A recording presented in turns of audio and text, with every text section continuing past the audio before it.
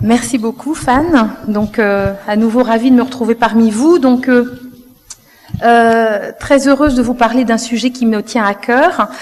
Et le proxy que j'ai choisi, parce qu'on parle de la pollution de façon générale, mais le premier polluant quand même, ça reste le tabac, hein, vous le savez, hein, je pense que c'est important de ne pas l'oublier, et c'est là-dessus que je vais me baser un peu pour faire mon exposé. Alors, il n'y a pas de réponse univoque, mais je vais essayer de vous montrer un petit peu les points qu'on a dans la littérature et qui nous permettent aujourd'hui de penser que probablement, sans trop se tromper, on peut se dire qu'il y a une forme de vulnérabilité des femmes comparativement aux hommes. Alors, la déclaration des liens d'intérêt, les 3 secondes réglementaires.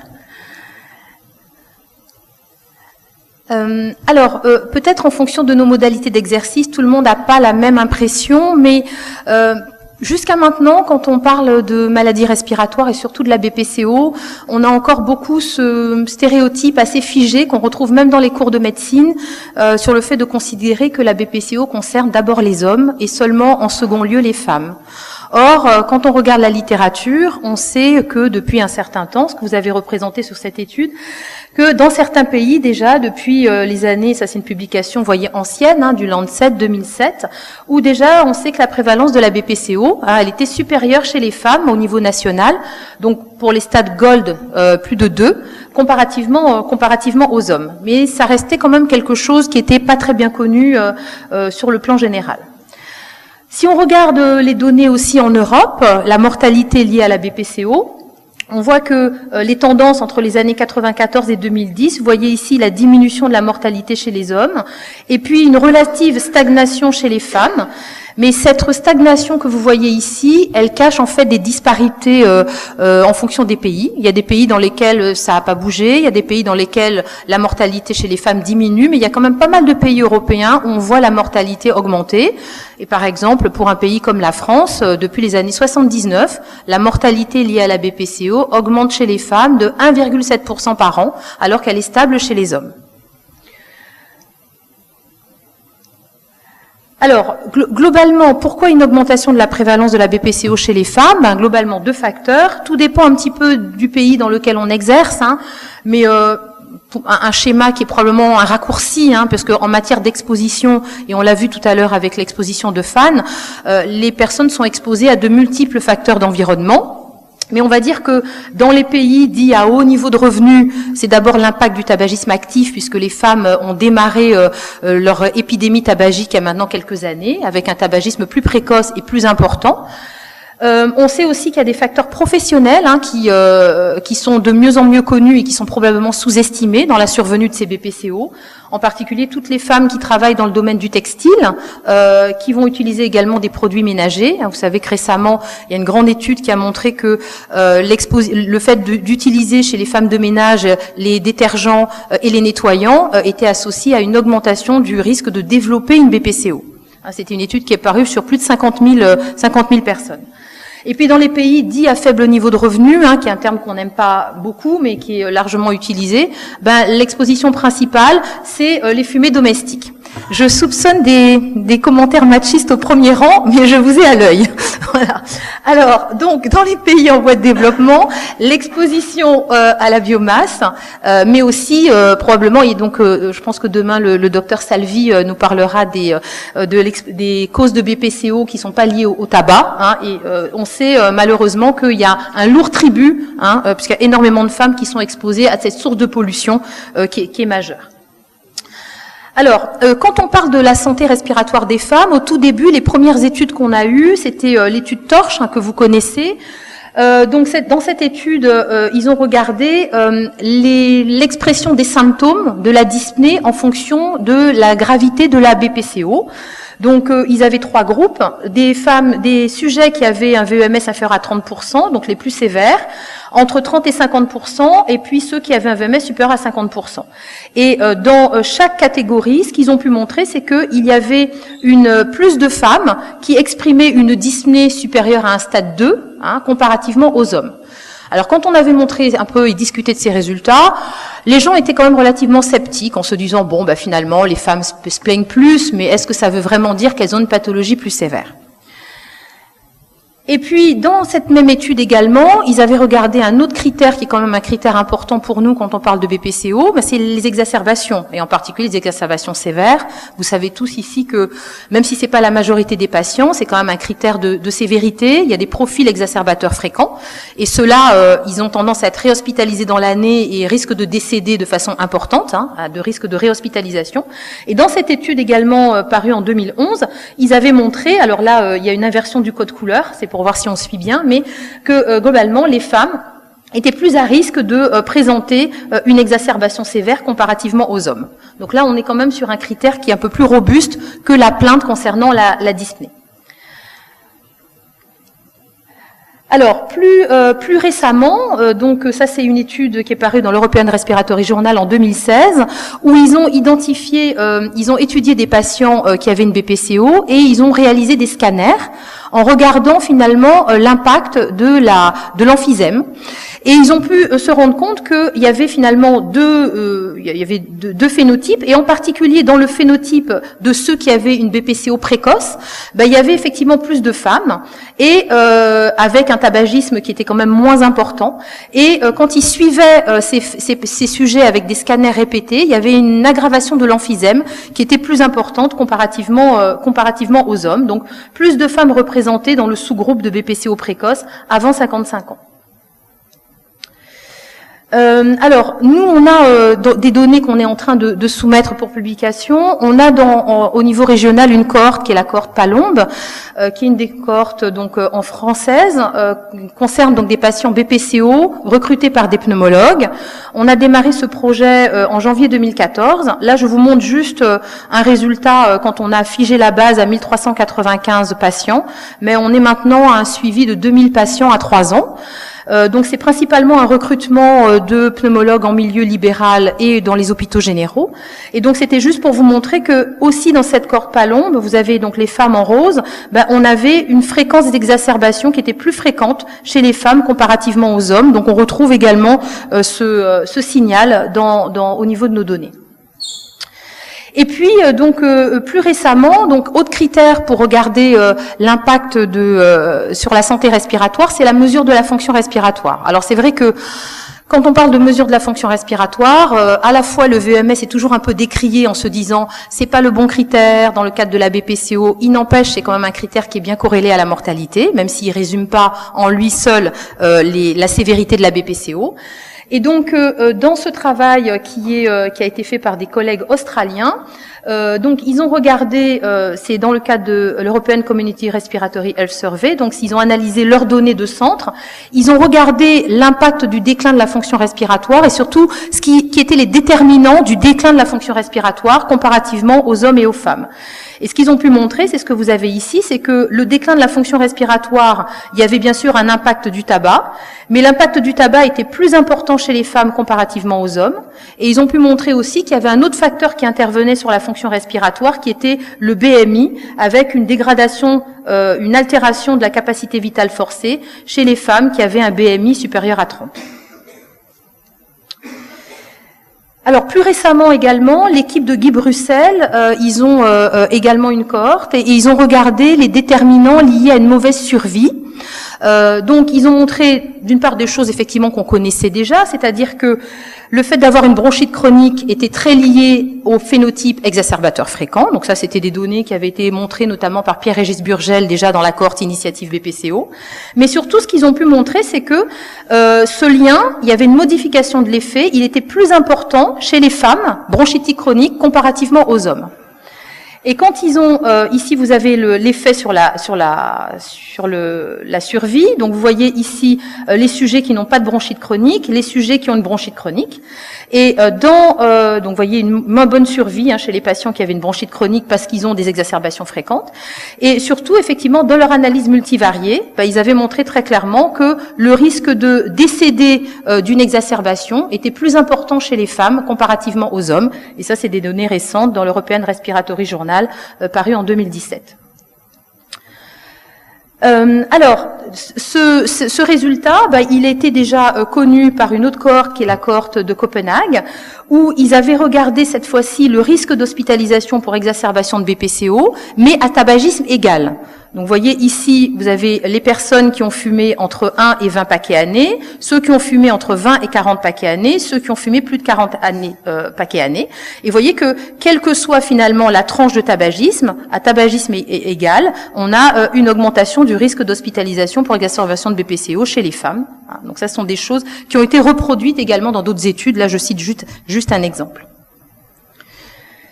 Donc cette BPCO, elle a un retentissement sur la qualité de vie qui est important, et dans une étude qu'on avait faite il y a quelques années avec une de nos collègues de Lille, Isabelle Tillet-Leblond, malheureusement, qui nous a quittés il y a quelques années, c'était l'étude Vitalité. On avait fait donc une étude transversale de patients BPCO recrutés par les pneumologues. On avait comparé les caractéristiques cliniques et les comorbidités liées à la BPCO, et on avait pu mettre en évidence effectivement qu'il y avait il y avait une altération de la qualité de vie, mesurée par le questionnaire de Saint-Georges, qui était plus important chez les femmes comparativement aux hommes. Donc on avait retrouvé les mêmes résultats que ce que je vous ai montré tout à l'heure, c'est-à-dire qu'elles plaignaient plus de dyspnée, elles avaient plus d'exacerbations, et parmi les déterminants de la mauvaise qualité de vie, ce qui influait, c'était notamment le fait d'avoir une expectoration. Et on avait également montré que les comorbidités n'étaient pas les mêmes quand on comparait les hommes et les femmes, plus de comorbidités anxio-dépressives et plus d'ostéoporose comparativement aux hommes. Alors, cette susceptibilité accrue au tabac que j'ai choisi comme modèle, ça sont des choses qui étaient connues, parues dans cette étude dans Thorax en 2010, et ils avaient pu montrer que quand ils prenaient des patients qui avaient une BPCO précoce, alors précoce, ça peut être soit une BPCO qui est apparue avant l'âge de 55, mais ici ils avaient pris avant l'âge de 60 ans, on retrouvait également plus de femmes, et on retrouvait également plus de femmes chez les patients qui avaient un tabagisme considéré comme peu important, c'est-à-dire moins de 20 années tabac. Donc ça, c'est dans le cas d'une cohorte, 954 patients, donc dans BPCO comparé à des patients non BPCO. Et puis ensuite, c'est vrai que tous ces résultats, souvent quand on les présente, il y a toujours un accueil qui peut être un petit peu mitigé. Et puis ensuite, une autre étude qui est l'étude Eclipse, que vous connaissez tous, parue dans Lancet Respiratory Medicine en 2013. Là, ils avaient suivi donc 1900 patients BPCO, vous voyez, 699 femmes, dont 699 femmes, et surtout, il y avait eu un scanner annuel avec un suivi pendant 3 ans. Et ce qu'ils ont pu montrer, c'est ce que vous avez représenté ici. Donc, ils ont regardé d'une part les ex-fumeurs, d'autre part les fumeurs actuels. Et donc, ce qu'ils ont pu montrer, c'est que chez les femmes, quel que soit finalement l'âge, on avait une aggravation du déclin de la densité pulmonaire, c'est-à-dire de l'emphysème, mesuré par le scanner. Et ils ont retrouvé les mêmes résultats chez les fumeurs actuels. Donc, manifestement, quand même, un phénotype spécifique particulier. Alors, si on regarde un petit peu une des questions qu'on se pose souvent, c'est pourquoi est-ce qu'on a des éléments aujourd'hui pour expliquer pourquoi il y aurait une certaine vulnérabilité, si tant est qu'on accepte cette hypothèse. Si on reprend un petit peu la littérature, on se dit finalement c'est pas complètement ubuesque. Si on regarde déjà, alors certes ce sont des données épidémiologiques, on se rend compte que l'impact du tabac, il y a déjà des choses qui sont connues, et je pense que vous vous souvenez tous de ce papier publié dans Chest en 2005, où ils avaient regardé l'impact du tabagisme sur la santé respiratoire. Alors bien sûr, ils avaient retrouvé des choses dont on pouvait s'y attendre, c'est-à-dire que pour un enfant, le fait d'avoir été exposé à une mère fumeuse, il y avait une augmentation du risque de symptômes d'asthme, mais ça dépendait également de l'exposition de la mère, et si la mère avait été exposée aussi à un tabagisme, il y avait une augmentation du risque. Et à ce moment-là, on avait parlé beaucoup de quelque chose qui est plus admis aujourd'hui, le rôle de l'épigénétique, très probablement. Donc la fragilité liée au tabac, elle peut potentiellement remonter déjà à 1 ou 2 générations avant. Et ensuite, si on suit au cours de l'évolution de l'histoire naturelle de la santé respiratoire, il y a également des données que peut-être on n'avait pas regardées avec attention, mais qui existaient déjà. Et ça, c'est un article ancien du New England Journal of Medicine en 96, où ils ont suivi plus de 10 000 garçons et filles. Ils ont suivi pendant plusieurs années avec une mesure de la fonction respiratoire, et ils ont regardé le déclin ou si vous voulez, l'absence de croissance pulmonaire en fonction du tabagisme. Et ce qu'ils ont pu montrer, c'est qu'effectivement, à la fois chez les garçons et les filles, on avait un ralentissement de la croissance pulmonaire chez les fumeurs actifs, Mais surtout, ce qui avait été alors plus important chez les filles comparativement aux garçons, mais surtout ce ralentissement de la croissance pulmonaire, parfois on a tendance à l'oublier, il apparaissait dans cette étude dès un tabagisme considéré comme peu important, c'est-à-dire 5 cigarettes par jour. Donc potentiellement qu'effectivement l'exposition au tabagisme ou le début d'un tabagisme actif au niveau de l'adolescence ralentit la croissance pulmonaire. Et puis ensuite, dans la littérature, il y a quand même un vide entre l'adolescence et puis un autre âge avancé de la vie, et on arrive finalement à un autre âge avancé qui est la ménopause. Et donc cette étude ancienne publiée, qui était une méta-analyse publiée par Gann, qui avait montré qu'ils avaient repris donc plusieurs études, mais cette méta-analyse avait regroupé, vous voyez, plus de 55 000 patients. Et ils avaient pu montrer que, effectivement, pour les femmes fumeuses qui avaient un âge au-delà de 45 ans, il y avait une majoration du déclin de la fonction respiratoire. Alors, cette étude, elle avait été beaucoup critiquée, comme souvent dans les méta-analyses, parce qu'on a un peu l'impression qu'on met plein de choses, comme pour un pot-au-feu, on met des carottes, des champignons, etc. Et donc, plus récemment, il y a une étude qui vient de publier, qui a été publiée par notre groupe, le groupe de l'European Community Respiratory Health Survey, avec Kay Triabner en premier auteur. Cette étude, c'est une étude de cohorte. On a suivi les personnes pendant 20 ans, donc en 92, en 2000 et puis plus récemment. Et on a inclus les femmes qui, effectivement, avaient eu des prises de sang. Et qu'est-ce qu'on a fait? On a prouvé la ménopause par le dosage de la FSH et du LH. Donc, on n'est plus sur des données d'interrogatoire en disant « vous êtes ménopausé, oui, non ». On va avoir des données biologiques pour être sûr du statut ménopausique. Et donc, on a suivi ces femmes, et donc on avait des femmes qui n'étaient pas ménopausées, des femmes qui étaient en période de préménopause, et des femmes qui étaient ménopausées. Et puis, on a regardé finalement l'impact des différents facteurs du tabac et également du déclin de la fonction ventilatoire. Donc, ce qu'on a pu observer, c'est ce que vous avez représenté ici, c'est que effectivement, après analyse multivariée, on se rend compte que la ménopause est associée à un déclin de la fonction ventilatoire. C'est ce que vous avez représenté ici, en prenant en compte tous les autres facteurs, le tabac, le surpoids, les facteurs, les antécédents d'asthme, etc., etc. Donc, c'est une étude qui vient, je pense, répondre un peu à la question et à la critique un peu de la méta-analyse de Gann, où là, on a quand même des données biologiques pour affirmer la ménopause. Alors, un autre aspect, un autre élément, mais cette étude, à ma connaissance, n'a pas été répliquée pour penser que les femmes ont possiblement une réaction différente vis-à-vis du tabac. C'est une étude très intéressante, si vous vous intéressez, je vous la recommande. Elle est parue dans le JACI en 2013. Alors, qu'est-ce qu'ils ont fait? Ils ont étudié plusieurs profils. Donc, on avait des hommes, on avait des femmes. Et dans chaque catégorie, il y avait des femmes fumeuses et des femmes qui avaient une BPCO. Ces personnes ont eu un lavage broncho-alvéolaire et ils ont analysé le protéome du lavage broncho-alvéolaire. Et donc le résultat, c'est quoi? C'est qu'ils ont pu voir qu'il y avait déjà un profil protéique qui était différent chez les hommes et chez les femmes, mais y compris chez les femmes, il y avait également un profil protéique différent chez les femmes fumeuses et chez les femmes qui avaient une BPCO. Donc depuis, il n'y a pas eu de réplication, mais l'idée, c'est que possiblement, il y a un métabolisme ou un profil inflammatoire protéique qui serait spécifique chez les femmes. Alors après, quand on parle de santé respiratoire chez les femmes, la question, c'est celle des hormones. La plupart du temps, on se dit, mais est-ce que finalement, il y a un effet hormonal? Est-ce que les hormones peuvent avoir un effet? C'est une question qui est très compliquée parce qu'aujourd'hui, même si c'est une pathologie qui concerne des millions de femmes, il n'y a pas beaucoup de données dans la littérature avec des modèles expérimentaux qui permettent vraiment de répondre à cette question. Donc, il y a des études qui disent que potentiellement, il y a des problèmes de polymorphisme au niveau des récepteurs à l'œstrogène. Il y a des études qui ont regardé spécifiquement des polymorphismes sur le cytochrome P450 pour expliquer que, à toxique égal, il y a des effets délétères plus importants chez la femme, mais les choses ne sont pas tout à fait réglées. Ce que l'on sait, c'est que au niveau de l'épithélium bronchique, il y a des récepteurs, on peut avoir des récepteurs hormonaux à l'œstrogène, à la progestérone. Donc ça sont des choses qui sont bien connues.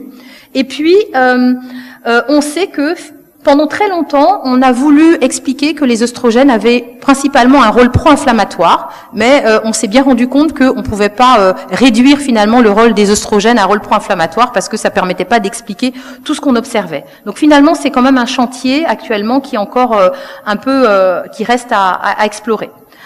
Alors, il y a probablement des causes multifactorielles, c'est-à-dire qu'aujourd'hui, on pense que mais c'est des données expérimentales, encore une fois, chez l'animal, qui montrent que les récepteurs aux œstrogènes peuvent réguler l'expression de deux principales enzymes induites par la fumée de tabac.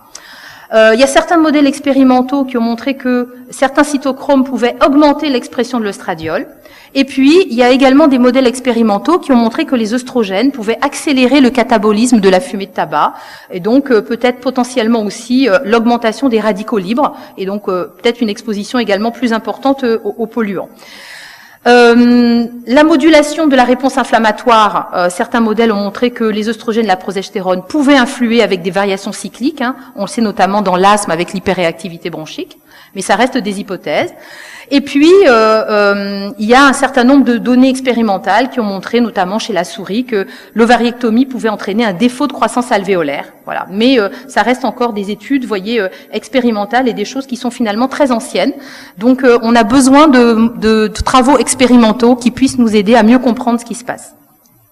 Donc pour conclure, pour pas être trop longue et terminer dans les temps, globalement aujourd'hui quand même, j'ai essayé de vous montrer un panorama pour vous dire que dans la santé respiratoire et en particulier la BPCO de la femme, on est de plus en plus concerné parce qu'on a des femmes quand même plus jeunes qui ont cette maladie, qui sont encore sous-diagnostiquées, je pense, quels que soient les pays d'exercice.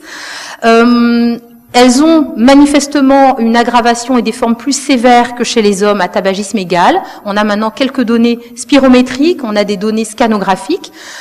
Pour l'instant, on n'arrive pas encore à expliquer pourquoi il y aurait cette vulnérabilité. Est-ce que c'est des causes hormonales ou pas? Mais ce qui est très important quand même, c'est maintenant les actions aussi de communication et de prévention, parce que si on regarde tout ce qui se passe à l'échelle de la planète, et en particulier les causes notamment domestiques ou professionnelles, on se dit que il peut y avoir un surrisque. Alors, dans toutes ces présentations, comme ce que je vous ai montré, et puis Afan a montré également, souvent on montre un facteur d'exposition, mais vous savez aussi que dans la vraie vie, c'est le résultat du cumul des expositions, et donc on se dit que chez une femme qui est fumeuse, même qui a très peu fumé, mais qui a une exposition à des aérocontaminants sur le plan professionnel et polluants, on peut avoir quand même un surrisque d'expression de la maladie. Voilà, je vous remercie pour votre attention.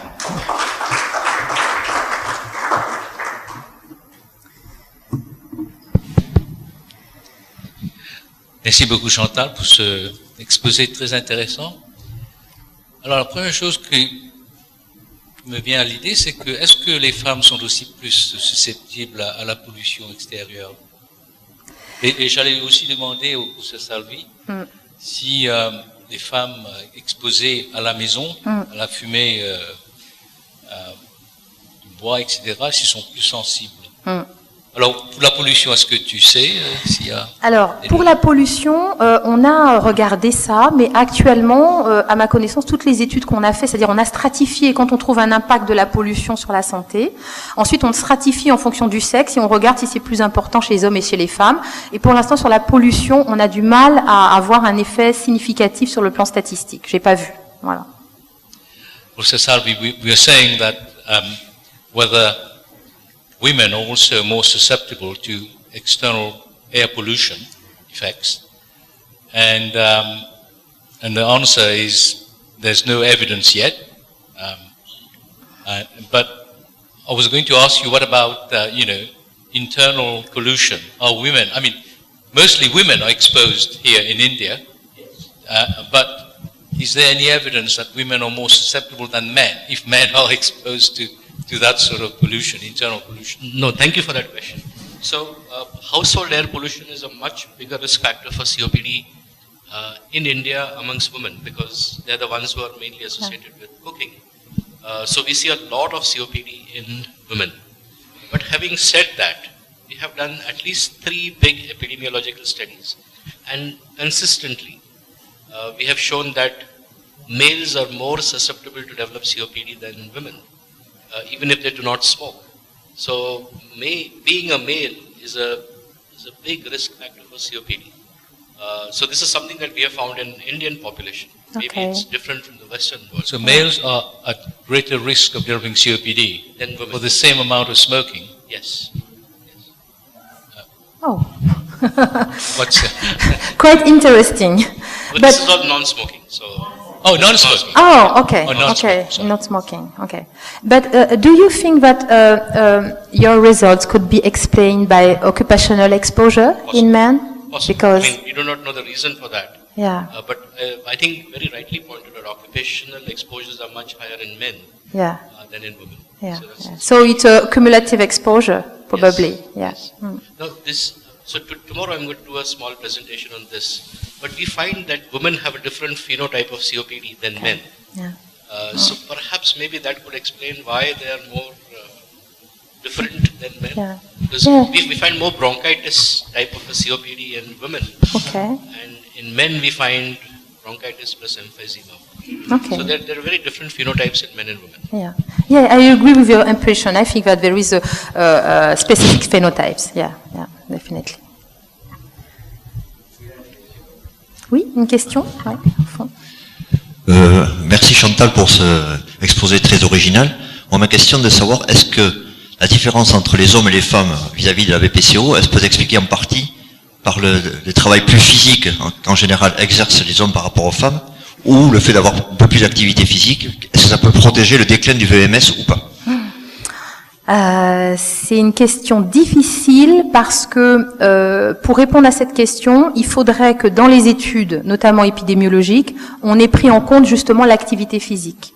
Or, aujourd'hui, à ma connaissance, enfin, le groupe européen auquel j'appartiens, European Respiratory Community Health Survey, dans toutes les études qu'on a faites jusqu'à maintenant, on n'a pas pris en compte l'activité physique. Donc, la question que tu poses, elle est importante, mais aujourd'hui, je pense que je peux pas y répondre. Je pense que les données vont arriver, mais on peut pas. Il aurait fallu avoir de bonnes données sur la mesure de l'activité physique. Voilà. Et on n'a pas dans ces études-là, on n'a pas. Merci. Ouais. Et moi, j'ai une explication plus simple. Je t'écoute, Fan, ça m'inquiète. Qui est plutôt sexiste, mais les femmes ont des poumons plus petits. Alors, Oui, on peut dire que si on prend une bouffée oui. de cigarettes, Mhm. ils sont plus concentrés dans le Oui. poumon. Est-ce que c'est ça, peut-être une explication? Oui, et effectivement, tu as tout à fait raison. Dans toute cette littérature, on retrouve effectivement cet aspect en disant que les femmes ont des calibres des voies aériennes qui sont plus petites que les hommes, et ça pourrait être une cause anatomique, effectivement, pour les factoriels. Oui, parce que les données que tu as données là, dans le bronchoalvéolage, Ouais. ils ont démontré plus de concentration de certains biomarqueurs Oui, oui, tout à fait. Oui, inflammatoires. tout à fait. Ouais. Alors, il n'y a pas d'autres questions?